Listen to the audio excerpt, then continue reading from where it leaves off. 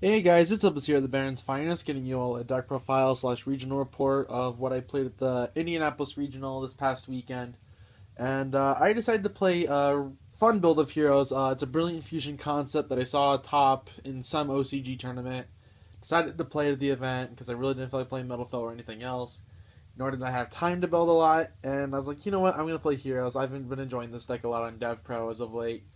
I actually had no playtesting before the event, and my record ended up being 5-2. It was an 8 round regional, but so what wound up happening was, which I'll get into my matchups. In round 7, I did play against a friend, and I technically beat him, but because I already have my invite and he didn't, I gave him the win. And I decided because, well, I'm X3, there's no real point in playing this last round. I decided just not to go ahead and play the last round and maybe get the other guy that I would have played in round 8 his invite. But regardless, so that was that. The deck is really fun. I like it a lot. I actually only went into one game 3 all day. Which, granted, I guess out of 8 rounds, that's not super impressive, but yeah. So my roundup pairings were round 1, I played against ABC. I 2-0'd him. Round 2, I played against Paleozoic, which was my only game 3 of the day.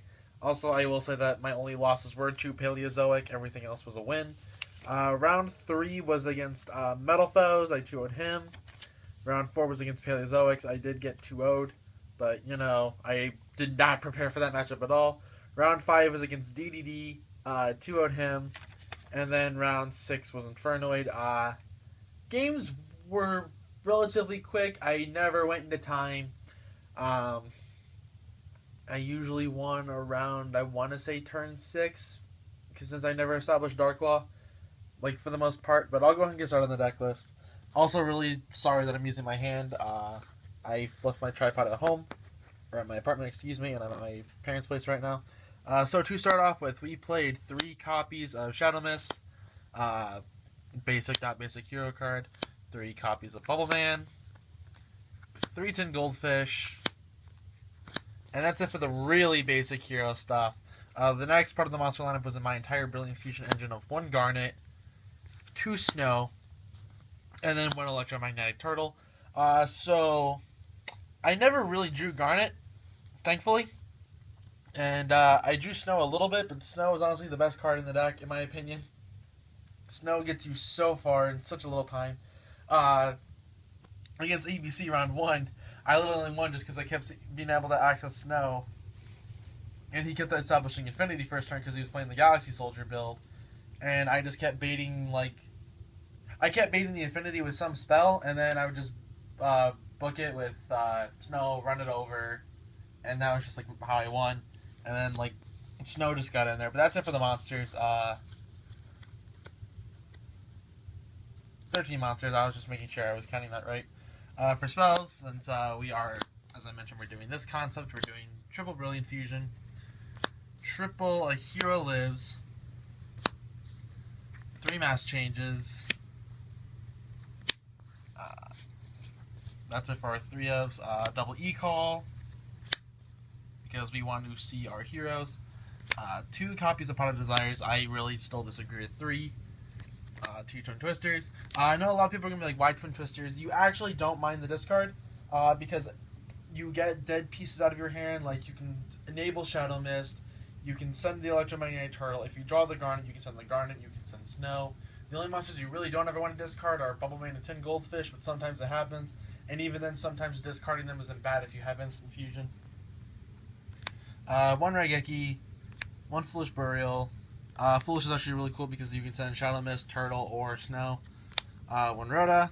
And then 1 Instant Fusion. I would highly consider 2 if I owned a rare fish, but I do not own that card, unfortunately. I'm not really willing to pay $25 for a vanilla level 4 fusion right now. Not to mention, the extra deck in this build is actually really tight, so even if I had the rare fish, I don't know if I'd play it.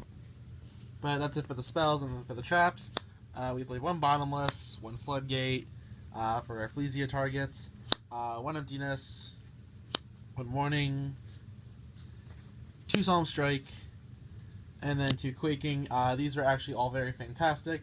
The one thing I know when I was talking to a friend about this concept, because he was playtesting the Brilliant Fusion list this Brilliant Fusion list before the regional, but he wound up not liking it because he just kept working with it. And he told me about what he was doing, and then I thought about it in this. You could also play Treacherous, because you can banish all of your other traps with snow, and that way, if you make Rafflesia late game or mid game, you still have a trap hole in deck that can't mess you up. So that's actually really cool. And I actually really like this a lot. But yeah, that was it for the main deck. 40 even. The extra deck, we played a little bit of a higher fusion lineup than normal. The 4 basic Masked Heroes and 2 Dark Law, 1 Anki, I don't try to pronounce it, 1 Acid, then the 1 Norden, and then the 1 of Seraphonite. This is your Brilliant Fusion target. You're really not going as much for Seraphonite's extra normal summon, unless you're in a really bricky hand, which sometimes does happen, because technically at that point, if you're in a really bricky hand, then Seraphonite gives you more plays to make. But the important thing to note about why the Brilliant Fusion concept is really cool in this deck is that specifically because of its interaction with Snow, where if you Brilliant Fusion with Garnet and Snow, Brilliant Fusion, Seraphonite, and Garnet become 3 cards for Snow's cost. So you access your Snow and you establish 3 of the 7.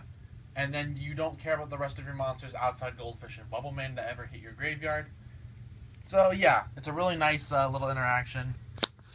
And kind of what led to the theory behind it as I learned about the deck more. 1 Rafflesia, 1 Abyss Dweller. This card is definitely the iffy one. I would cut it. Daigusto Emerald. I thought about it throughout the day, last minute, of playing this.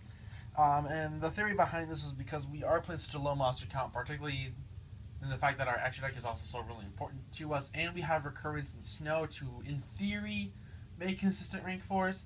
I felt that Emerald would be good to recycle them, but this only came up once when I played against my friend in the mirror match, because I quakinged his board of Dweller, Acid, and Game of Seal, and I needed to draw into cards to make plays, so I recycled all 3 of my Bubbleman and all 3 of my Shadow Mist. But I would cut this for either Diamond Direwolf or 101. It's going to be your choice on that one. 1 Gaga Samurai, really good card. 1 Castell, also really good. My Bahamut Shark package of 1 Bahamut, 1 Totally Awesome. I never needed the second Toad. It just never came up. And me being extremely tired as I was, because I literally had slept 20 minutes in the span of 2 days before that regional. I just let every spell go through with Toad on board, so there's that. And then, last but not least, my Utopia package. So that's my 15. Again, I would cut the Emerald for either Diamond Direwolf or 101. And then for my side, this side was very last minute. I lent out some cards to some friends, and then there's, I just made out what I had left. 2 Maxi. Only sided this in against DDD, if I remember right. 2 Retaliating Sea. I don't like this card. I would not play this card. I never sided it, even against Metal Foe.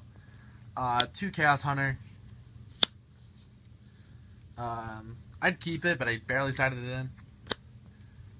2 Game of Seal. I know a lot of people are debating between Kaijus, Lava Golem, and Raw Sphere Mode. I went with this because if I do give myself a Kaiju, then it gives me another target for Totally Awesome to tribute off, so that's why I went with Game of Seal. Plus, Game of Seal being the smallest Kaiju means I can run over it with Dark Law, so there's that. Double Dark Hole. Double Swords of Concealing. I actually do like this a lot. 1 Compulse, and then 2 Decree. Really, I would just side more for Paleozoic, if anything. That's the only thing I would change about this deck, if given more time. The main board was perfectly fine. I've been loving the main board as it is. But I don't think there's a whole lot else I'd change, in all honesty. I feel like it was a really solid main. Let me get you guys something to look at. I'm sorry I'm doing this with one hand, so forgive me. But yeah, so I basically just wound up only losing to Paleozoic. I wound up beating everybody else. I didn't play round 8 just because I didn't feel like it. But the list was very solid. I recommend at least giving this a try. I understand this probably won't be everybody's cup of tea, But, you know, I felt like just at least sharing this small, quickie regional report with you guys. I think it's actually the smallest regional report I've ever done. I guess I can quickly go a little bit more into detail on the matchups if I remember anything. Round 1 against ABC, I just kept blowing him out. I just remember that much. I kept outing his infinity play. Round 2, I played against Paleozoic. There is a problem I admit with this deck, in particular with the Paleozoic matchup. It's that it's just whoever goes first, I feel, wins it. I would side Dumble Denko Seka probably over the Retaliating Seas if I had mine on me, because I lent my 2 to a friend. But this deck also struggles with recurring totally awesomes, I found out, so I couldn't play around that at all. Round 3, I played against Metal Foes. Darklaw, that was actually like the first matchup where I established Darklaw, and I kept resolving Emptiness, and he just had a horrible time like playing around that, and he just couldn't. Because his only out was he had an Archfiend Eccentric in his extra deck, and I had 5 cards in my grave. Castell, Darklaw, and then another random card in hand. When he Pendulum summoned the Eccentric, I banished Castell, the card in my hand, and the other 5 in my grave. Summon the Snow, book his Eccentric, just run it over, and that just won't win me the game. But at the same time, I did kind of overcommit, because if he did somehow out that board, I actually had nothing left. I had no cards left for Snow. We were both basically top decking at that point, but my board was just stronger. Round 4 was round 4 was another Paleozoic. Just couldn't do anything to that. Round 5 was DDD. I actually did the really cool thing about DDD, which Max C trick. Actually, where's my Max C? Yeah, Max C trick versus DDD. So people know this. If they go for the Swirl Slime Necro Slime play, the best way to play Max C in that play is let them discard the Swirl Slime for the Necro Slime. Don't respond to the Swirl Slime. Let them summon the Genghis. Then when they activate Necro Slime, because they're more than likely going to have some other DDD in the graveyard, then you play Max C. So they summon their second Genghis, and then they'll summon another dude off of they'll summon their second Genghis, summon a dude off of Genghis, and try and combo off from there. But even if they only end their board on Genghis to Arc, like their board is really bad at that point. And sure, you just went 1 for 1, but at the same time, you completely stop their combo. And if they do go off, you just draw cards. Like, I think I ended up with 13 cards going into game 2 on, like, when I was going second. So, with another Maxi in hand, so Maxi is really good in that matchup. I love this card. I kind of wish this card was still at 3, but I don't think I'd ever play 3 anyways, outside, like, formats like Dragon Ruler. Then round 6 is Infernoid. Excuse me, I just want to frame for a second. Round 6 is Infernoid. Actually, now that I look at it, he never touched my life. Just blow out their monsters and you win. Like, not to mention, he also, unfortunately, couldn't get a graveyard established. That was a big problem for him. I feel like the lawn mowing version of the deck is going to be infinitely better and definitely gives the deck the support it needs. But anyways, yeah, that's going to be it for this deck profile. I hope you guys enjoyed. If you did, please leave me some feedback and maybe subscribe. Hit me up in the comments. If you want to talk about the deck, oh wait, excuse me, one more round. Round 7 was my friend in the mirror match. That was actually the grindiest set outside the Paleozoics that I played all day. It was still a 2-0, but we both literally had to think about how to bait out each other's resources. It actually was a really intense game. And by the way, shout outs to my friend Jordan, the guy who I played the mirror match with. You finally got your invite. Congrats, dude. But that matchup was actually a really fun one. I enjoyed it a lot. It was a good game. But he did also say like that, while I did tell him I was going to give him the win, he wanted to try and earn it. Unfortunately, he didn't get there if I'm earning it from me. But still, you got your invite, so congrats, dude. He beat his last round against Metalfoe, which he said was his hardest matchup all day. But, yeah, hero matchup was really just weird because, like, I felt if I could establish Snow, then I won. And the fact that I had Emerald in game 2 admittedly really helped me out because I could just recycle all my plays and then just go at them again. But that's going to do it for now, guys. I hope you enjoyed this deck profile. Yeah, just hit me up in the comments. And that's going to do it for now. And until next time, peace.